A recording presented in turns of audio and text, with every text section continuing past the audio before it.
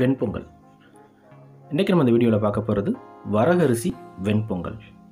இந்த வரகரிசி வெண்பொங்கல் காலை சிற்றுண்டிக்கு ஒரு சிறந்த உணவு, எளிமையாக ஜீரணமாகக்கூடிய உணவும் கூட. இன்றைய காலகட்டங்களில் நம்மளோட உணவு பழக்க வழக்கங்களில் சிறுதானியத்தோட பங்கு ரொம்பவே கம்மியாயிடுச்சு. இன்றைக்கி இருக்கக்கூடிய நாகரிக துரித உணவுகளால் நம்ம எதிர்கொள்ளக்கூடிய பிரச்சனைகள் நிறையவும் ஆயிடுச்சு. அதில் உடல் பருமன், மலச்சிக்கல், நீரிழிவு, இது மூணும் பிரதானமான இடத்துல இருக்குது. நிறைய பேர் இதனால் பாதிக்கப்பட்டவும் இருக்கும். இந்த வரகரிசியில் உடல் எடையை குறைக்கக்கூடிய, கெட்ட கொழுப்புகளை குறைக்கக்கூடிய வேதிப்பொருட்கள் இருக்கிறதுனால இந்த வரகரிசியை நம்மளோட உணவில் வாரம் 2 அல்லது 3 முறை கண்டிப்பாக எடுத்துக்கணும். மலச்சிக்கல், இன்றைக்கி நம்ம சாப்பிடக்கூடிய உணவுகளில் மாவுச்சத்து நிறைந்த உணவுகளே அதிகம், நார்ச்சத்து நிறைந்த உணவுகள் கம்மி. இந்த வரகரிசியில் நார்ச்சத்து அதிகமாக இருக்கிறதுனால மலச்சிக்கல் கண்டிப்பாக குறையும். 3வது நீரிழிவு. இயற்கையாகவே நம்ம உடம்பில் இன்சுலின் ஹார்மோன் சுரக்க வைக்கக்கூடிய ஒரு பங்கு இந்த வரகரிசியில் இருக்குது. இந்த வரகரிசி இதை நம்ம வாரம் 2 அல்லது 3 முறை நம்ம உணவில் சேர்த்துக்கிறதுனால நமக்கு ஆரோக்கியம் கண்டிப்பாக மேம்படும். இன்றைய காலகட்டத்தில் நம்ம விரைவு உணவுகளை நோக்கி போகிறதுக்கான காரணம் நேரமின்மை தான். நேரமின்மையினால தான் நம்ம விரைவு உணவுகளை நோக்கி நம்ம நகர்றோம். ஆனால் இந்த வரகரிசி பொங்கல் குறைவான நேரத்தில் குறைவான பொருட்களை கொண்டு விரைவாக செய்யக்கூடியது இந்த வரகரிசி வெண்பொங்கல். முக்கியம், இது சத்தானதும் கூட. Welcome to mangoes kitchen. இன்றைக்கி நம்ம இந்த வீடியோவில் பார்க்க போகிறது வரகரிசி வெண்பொங்கல். நம்ம அடுப்பில் ஒரு கடாய் வச்சுக்குவோம். இதில் நான் இன்றைக்கி 1 கப் வரகரிசி,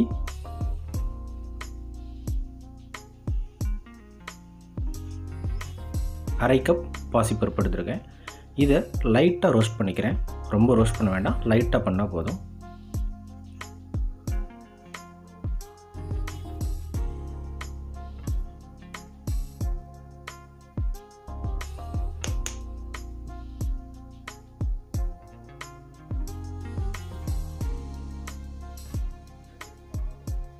ரோஸ்ட் பண்ணதுக்கப்புறம் இதை ஒரு தட்டில் ஆற வச்சிடலாம்.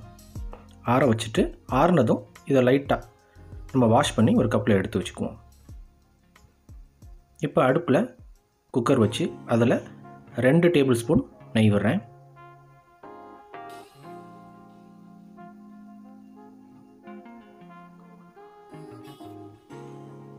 இப்போ நம்ம வறுத்து அதை அலசி எடுத்து வச்சுருக்க வரகரிசியும் பாசிப்பருப்பையும் இதில் சேர்த்து லைட்டாக வறுத்துருவோம்.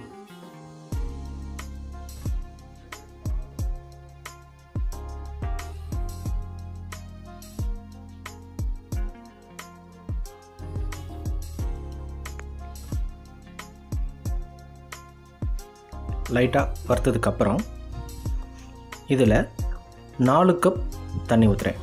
நீங்கள் இந்த பார்க்குற இந்த கப்பில் தான் நான் 1 கப் வரகரிசி, 1/2 கப் பாசிப்பருப்பு எடுத்திருக்கேன். அதில் 4 கப் தண்ணி ஊற்றுறேன். அதாவது 3 கப் போதும். நல்லா குழைய வேக விடணும் அப்படிங்கிறதுக்காக கூட 1 கப், 4 கப் தண்ணி விட்டுருக்கேன்.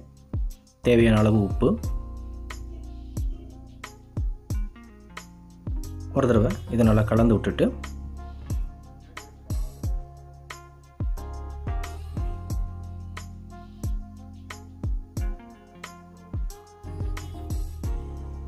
உப்பு சரியாக இருக்கான்னு பார்த்துட்டு இப்போ நம்ம குக்கரில் மூடி போட்டு 3 விசில் வர வரைக்கும் வேக வச்சுருவோம். 3 விசில் வந்ததுக்கப்புறம் ஒரு 5 நிமிஷம் சிம்மில் வச்சுக்குவோம். நல்லா குலைவாக வெந்துடும்.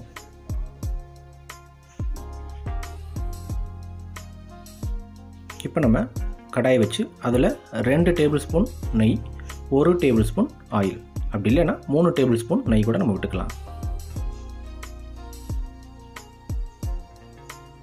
நான் இன்றைக்கி 2 டேபிள் ஸ்பூன் நெய்யும் 1 டேபிள் ஸ்பூன் எண்ணெயும் விட்டுக்கிறேன்.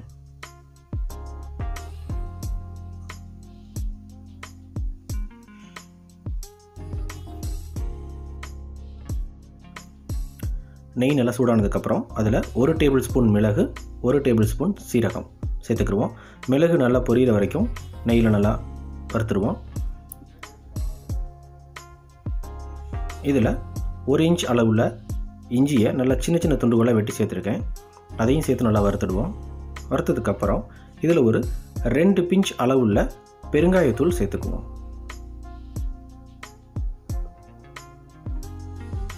பெருங்காயத்தூள் சேர்த்து அதையும் நல்லா வறுத்துடுவோம்.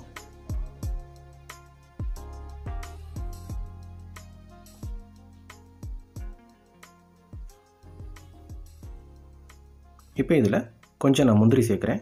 முந்திரி சேர்த்து முந்திரி பொன்னிறம் வர வரைக்கும் லைட்டாக வறுத்துக்கிடுவோம்.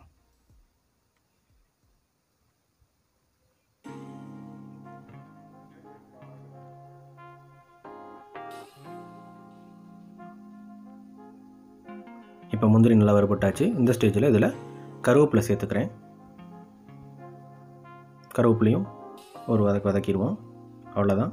கருவேப்பிலை வெந்ததுக்கப்புறம் இப்போ நம்ம ஏற்கனவே 3 விசில் 5 நிமிஷம் சிம்மில் வேக வச்சுருக்க அந்த வரகரிசி பொங்கலில் இந்த நெய், மிளகு, சீரகம், பெருங்காயம், கருவேப்பிலை இந்த வறுத்ததை அதில் கொட்டி கிளற வேண்டியதுதான்.